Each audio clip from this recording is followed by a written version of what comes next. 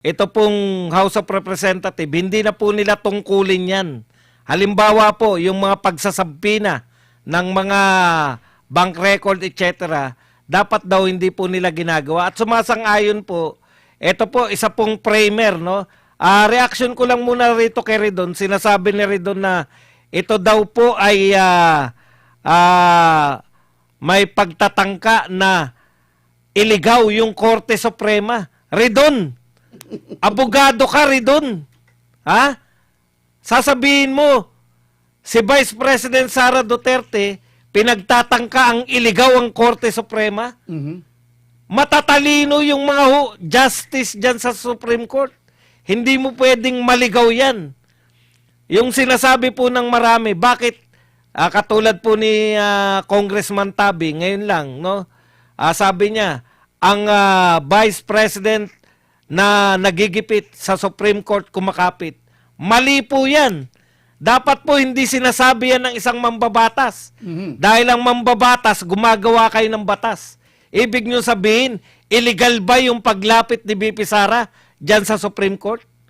Hindi po illegal yan. Karapatan po ni BP Sara na lumapit sa Supreme Court, lalo na nakikita niya na lumalabag na sa konstitusyon ang House Committee on Justice. Ang kinakailangan po, mapanagot.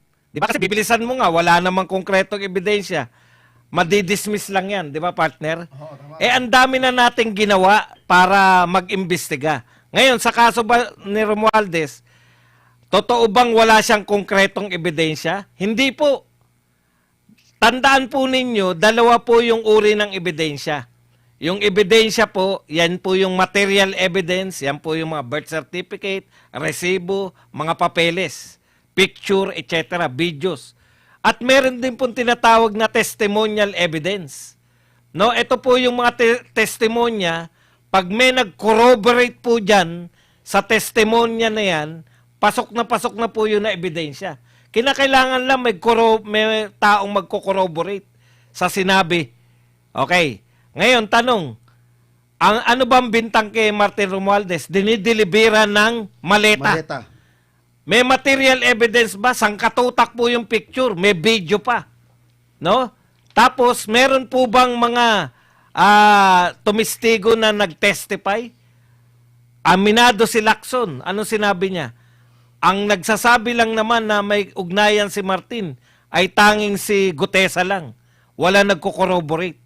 Yun yung dialogue ng Blue Ribbon Committee chairman eh. Pero, ngayong mga panahon na to, alam na natin na merong 18 soldiers. Merong 18 soldiers na nagko-corroborate dito sa sinasabi ni Martin, ni Gutesa. At meron pa si Saldico, kino-corroborate niya rin. Okay. Ngayon, hindi pa po matatawag na corroborate yan kasi hindi pa sila nanunumpa doon sa Senado. Paano nga sila makakapanumpa sa Senado?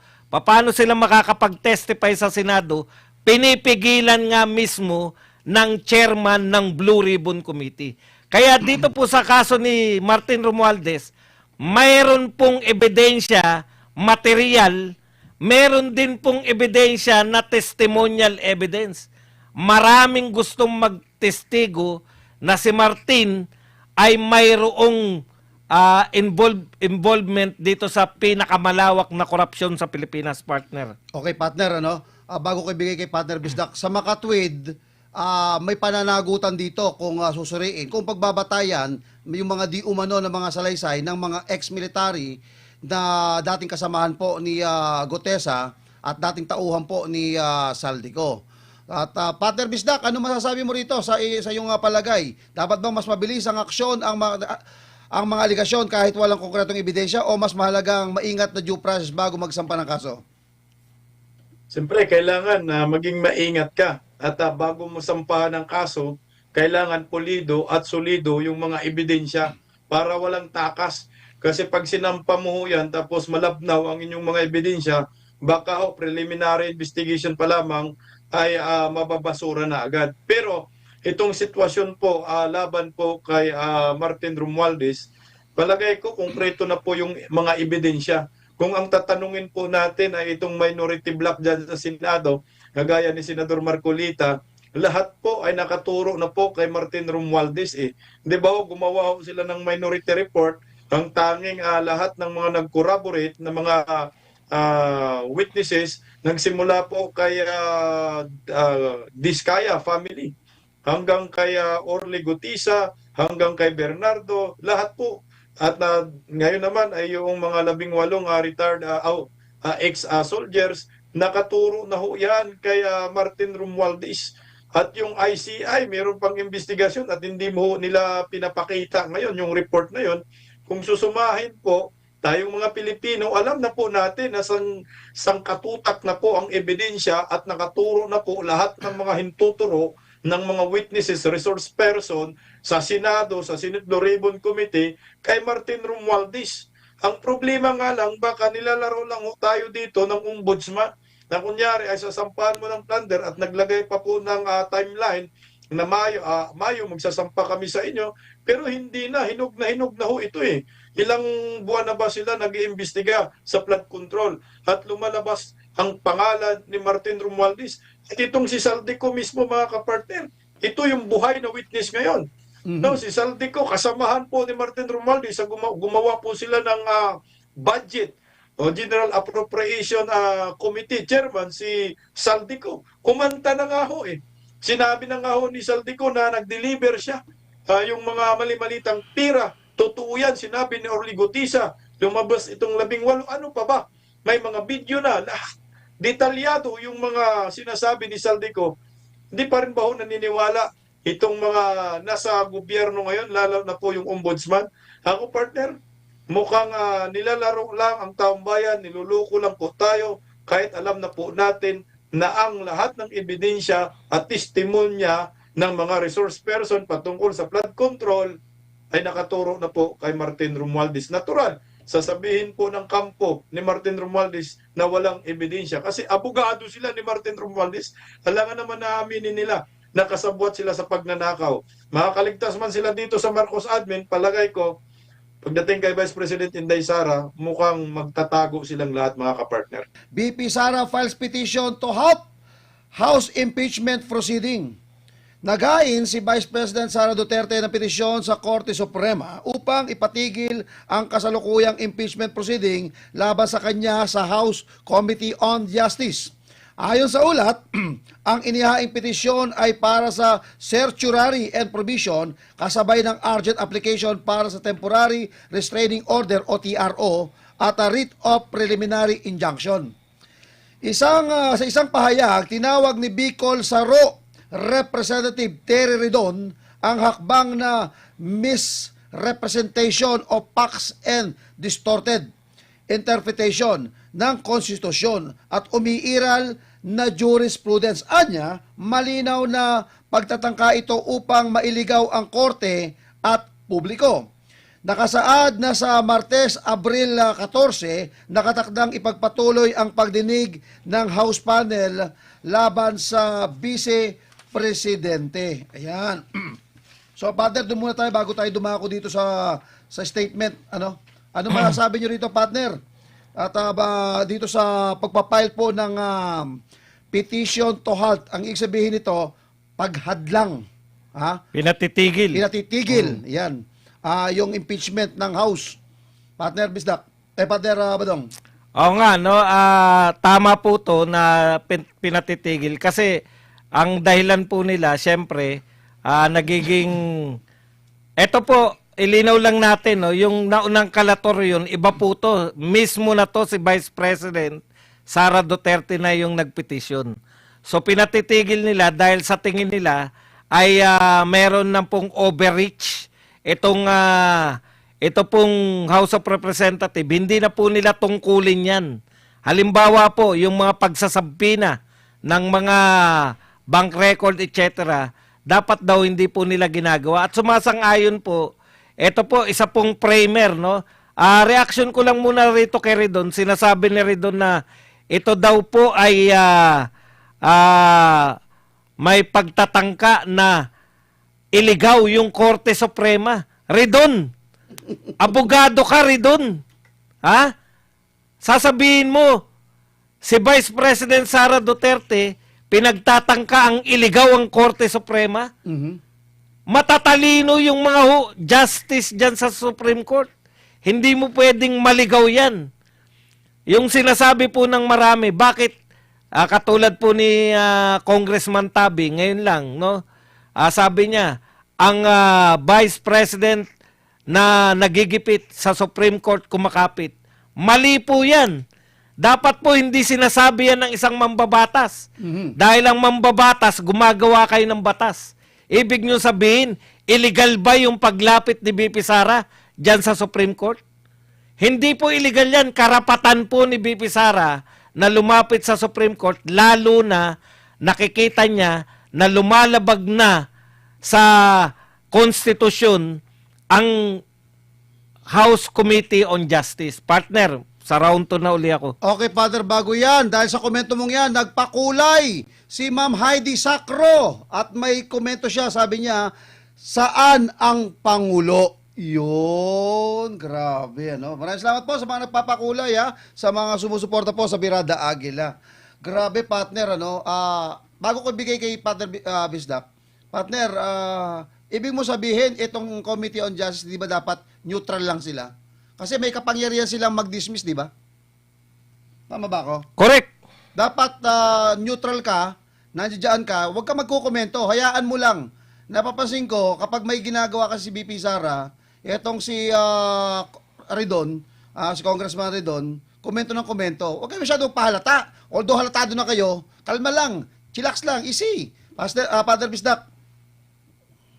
Magsasite lang ako ng mga dahilan po nila ni Vice President Inday Sara Defense Team kung bakit po ay pinapatigil na po ng Vice Presidente ang impeachment laban sa kanya. Yung una partner, ang sabi po ng kampo ni Vice President Inday Sara Duterte, ito ay grave abuse of discretion ng Committee on Justice dahil sobra-sobra na po ang ginagawa ho nila, napaka-unconstitutional na. At nag-cite din po sila ka-partner ng 1-year bar rule. Ang sabi dito, the Sabalya and Cabrera complaints are void. Ito po yung, I think, ano ba to? Impeachment 1 or 2 ba to?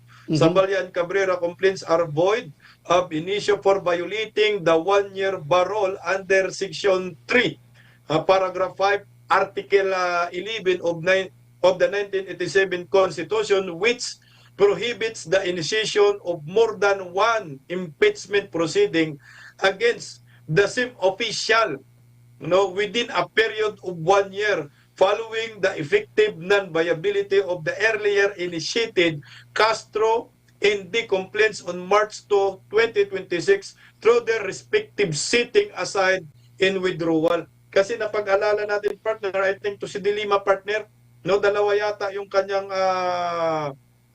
impeachment na, anong tawag yan? Yung In-endorse. in-endorse. O, isa rin po yan. O, sa nakita po ng kampo ni Vice President Inday Sara. Kaya yung 1-year bar rule, sapol din po sila. At saka yung partner, isa pa partner, yung inamin din po ng Committee on Justice, nag-conduct sila ng mini trial. Ang sabi po ng kampo ni Vice President Inday Sara, the conduct of trial, whether mini or full-blown by respondent Committee on Justice and the exercise of its ancillary incidents, including the issuance of compulsory processes, are unconstitutional and encroaches on the power of the Senate solely vested in the latter by the Constitution. Consequently, Section 7 of the Rules of Procedure in Impeachment Proceeding of the 19th Congress, House of Representatives, adopted by the 20th Congress insofar as it allows for such proceeding, is likewise unconstitutional. Kasi partner, yung magkakandak ng trial, hindi nga po pwede yung Committee on Justice. Dapat po yan ay yung impeachment court na binibigyan ng kapangyarihan ng konstitusyon po natin ay yung Senado po, hindi po yung Kongreso. Isa pa partner, isa na lang. Sabi rin po ng kampo ni Vice President Inday Sara, the Respondent Committee on Justice circumvented the limits of its constitutional task by improvising additional set of roles that were neither contemplated by the Constitution nor published. Kasi partner, meron silang dinagdag na roles. Dagdag lang ako unpromulgated by the Congress in whom the Constitution solely vested the power to promulgate rules on effectively carry out the constitutional provisions on the impeachment process. Kasi nga, ang nangyayari po, parang nagmistulang double standard po ang ginawa ho ng Committee on Justice sa impeachment laban kay Vice President Inday Sara at kay Pangulong Bongbong Marcos. At isa rin po yan sa inireklamo ng defense team ni Vice President Inday Sara na tinatawag na double standards, partner. At this juncture, Mr. Chairman, I would like to congratulate each of every one of us. 1,000 viewers na po tayo ngayon, mga partner. Palakpakan naman tayo diyan. Yun, no? Oh, dahil sa napakahaba at napakalinaw na paliwanag po ni Partner Bisdak, nag 1,000 po tayo, mga partner. At dahil diyan, bago mag-round to si Partner Prof. Badong, ay meron pong nais kong basahin dito na official statement po of the defense team. Naghain ng defense team ni BP Sara ng petisyon for certiorari of provision sa Korte Suprema kaugnay ng pagdinig ng House Committee on Justice upang linawin ang mahalagang usaping constitutional. Giniit nilang hindi ito pag-iwas sa proseso kundi pasiguro na ang impeachment proceeding ay hindi sumusunod sa konstitusyon at nasa tamang hangganan ng kapangyarihan ng Kamara. Partner Buds, ituloy mo na yung round 2 mo. Partner, ano muna natin bago ako mag-part 2. Ito yung nagpakapi kanina, si Shine. Basahin muna natin yung sinabi niya. Your vlogs are appreciated. Thank you for the daily news updates. Watching from California. Yun, no? Okay.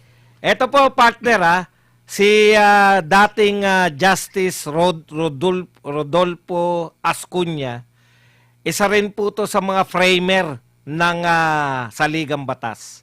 Kaya more or less, talagang may karapatan to magsabi kung ang ginagawa natin ay lumalabag sa konstitusyon. Taliwas dito sa gustong palabasin ni Redon na pwedeng mislead. Alam mo, mali yung Redon eh. Abogado ka, alam mo ang mga justices, pinakamagagaling, no, na mga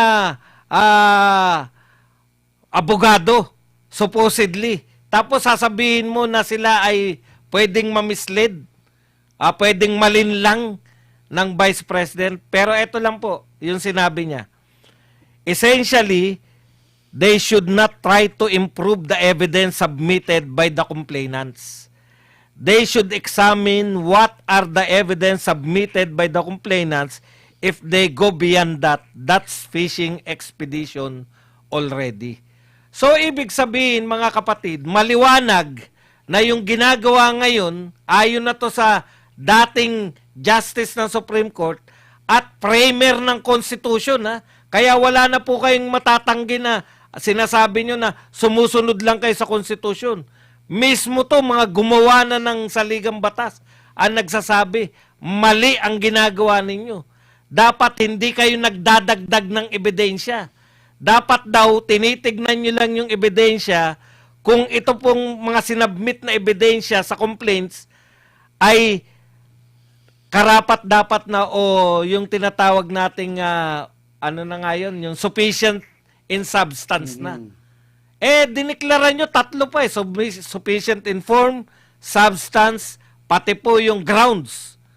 Wala nang lusot Tapos ngayon, magdadagdag kayo ng ebidensya, fishing expedition, pinagbabawal ng Saligang Batas, partner. At dahil dyan, partner, sa komento mo na napakaganda at nagpakulay si Sweet Bless. At sabi niya, good PM po mga pogi. Uy, pogi na ako. Pogi na tayo, ha? Pogi na Mga tayo. eh. Mga eh. Kasama kami dyan. O, tatlo lang po kami binanggit nyo, hindi kasama yung dalawa, absent eh. O, di ba? Good PM po mga pogi, ang tagal naman pong matigi si Lupin. Sino ba yung matigi si Lupin? Yung kasama ni Fujiko? Ayan, ng Pilipinas. Baka masira na tong mga rekado ng tunay-tunladang pansit na iluluto ko. Bakit teacher ka ba? Hindi, partner. Alam mo naman kapag ka may, di ba? Merong lamayan, di ba? Alam mo naman, Pilipino, very hospitality. Ayan, balita ko, di ba? Balita ko talagang Pilipino, talagang ganyan talaga. Father Bisdak! Ito partner, medyo tiningnan ko po yung mga yung mga ground ng Committee on Justice sa sinampang petisyon ni Vice President Inday Sara Duterte. Actually, nabanggit po nila rin partner yung sinasabi mo partner Badong na fishing expedition na pinapaalam nila sa Korte Suprema na yung ginagawa ho ng Committee on Justice labang kay Vice President Inday Sara ay fishing expedition po lamang at talagang wala po silang ebidensya na pinapakita at wala po silang ebidensyang basihan na nagdeklara pong sufficient in form, sufficient in substance at sufficient in ground ang impeachment labang kay Inday Sara. So lumalapas sa mga pagsusubpina di umano ng mga dokumento or mga ebidensya sa mga iba't ibang departamento kagaya ng Ombudsman, kagaya po ng Commission on Audit, ito po ay paglabag sa saligang batas at may tuturing fishing expedition po ito dahil ayon po sa kampo ni Vice President Inday Sara, ang gagawa po lamang nito ay yung impeachment court, ang Senado partner. Ayun, partner, Oo. At lininaw din mga partner, mga minamahal po namin nanonood sa live ngayon, nilinaw po ng kampo po ni Vice President Inday Sara Duterte, taliwas po sa sinabi po ni Congressman Ridon. Ano yung sabi mo kayo na partner, isang kongresista? Ang taong nagigipit sa Korte Suprema kumakapit. Ang Vice President na nagigipit daw. Okay, ako ho, napakamalaking pagkakamali po ng sinabi. Kahit sino po ay pwedeng lumapit pag alam po nilang naaabuso po ang kanilang karapatan. 'Di ba? At sinabi dito, nilinaw din dito na hindi nangangahulugan, iniiwasan namin itong impeachment. In fact, sabi nga, lagi na sinasabi ni VP Sara, diba, handa niya sagutin yan. Pero siguraduhin yung tama ang ginagawa ninyo. Dahil nakahanda na ang bloodbath. Ayan. Partner, meron pa ba kayo round 2? Meron pa kayo mga round 2? Partner, sino nagsabi yun partner na ang taong gipit sa korte kumakapit? Si Ridon ba? Si O si Serdenya. Tabi? Serdenya. Serdenya. Ano ba Oo. kilala ko na yun, nakita ko na yun. Oo. Akala ko si Ridon kasi kung si Ridon po, dapat si Ridon ay madisbar. Kasi unang-una po, karapatan po ng lahat ng mga personalidad na pumunta po doon sa Korte Suprema dahil ang pinakahuli-hulihang korte ng ating bansa na pwede mong puntahan kung ikaw ay alam mo na ikaw ay ginigipit at tinarantado ay ang Supreme Court lamang. Kaya nga nagkaroon tayo ng Supreme Court highest in the land, Korte Suprema nga Doon ka pupunta kung alam mo yung ginagawa sa iyo ay hindi na kaya-aya. Kung si Ridon ito, dapat sampan ito ng disbarment case partner. Kaso si Persiman, komunista, ligtas siya. Hindi partner, dapat hindi sila maging mambabatas. Kasi dun sa pangalan pa lang nila, mambabatas. Gumagawa kayo ng batas tapos hindi nyo igagalang. Yung basic yan di ba? To seek regress. Kasama po yan sa mga karapatang pantao, no? Hindi po pwede na tanggalan mo ng karapatan yung isang Pilipino na lumapit sa korte kung siya po ay sa tingin niya naagrabyado. Tama ka dyan, partner Badong. Nasa demokrasyang bansa tayo. Nandyan yung Korte Suprema. Isa yan sa karapatan natin. Nandyan po yan sa Article 3, Section 4. Guarantees of freedom of expression, rights, karapatang pantao, karapatan nating mga Pilipino na dumulog sa Korte Suprema. Hindi po pwedeng ganun sasabihin mo. Nagsusumbong ka sa Korte Suprema, nagigipit ka sa Korte Suprema ka kumakapit, nakikitaan po kayo ng irregularidad Unconstitutional yung ginagawa ho ninyo. Alam nga naman, hindi ka pupunta sa Korte Suprema. Kung alam mo, constitutional po yung ginagawa ng mga kongresista. Alam nga naman, hayaan natin yung kanilang mga maling ginagawa at hayaan natin sila na magporso, ipoproceed itong impeachment laban po kay Vice President Inday Sara. Kahit ako, partner, kung ako Inday Sara, bakit paabutin ko pa ito ng impeachment court? Alam ko dito pa lang sa kanilang ginagawang due process ay sablay na sila at marami silang mga paglabag na nilabag sa saligang batas. Ididiretso ko na sa Korte Suprema para mapahiya po itong mga mambabatas dahil ang ginagawa nila, partner, ginagawa ho nilang gatasan itong impeachment labang kay Inday Sara para lang magkaroon ng libreng publicity, partner. Babanat ka lang, impeachment, wala namang katuturan, puro chismis ang ebidensya. Kasi Duterte ang pinag-uusapan, kumbaga, for publicity, sariling interest, hindi accountability ang kanilang hinahabol kay Vice President Inday Sara, kundi libreng publicity sa kanila, partner. Kumbaga nakikisakay sila. May kasabihan nga tayo, publicity, whether good or bad publicity, is still a publicity.